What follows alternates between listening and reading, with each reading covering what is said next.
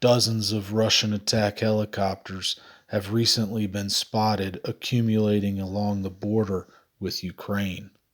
While these helicopters definitely pose a risk to Ukraine, the Stinger missile also poses a risk to these helicopters, and Ukraine has quite the arsenal of Stinger missiles.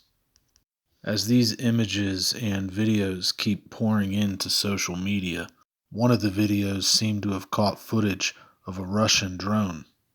Now, obviously, the Russians are saying that this is nothing more than a training exercise.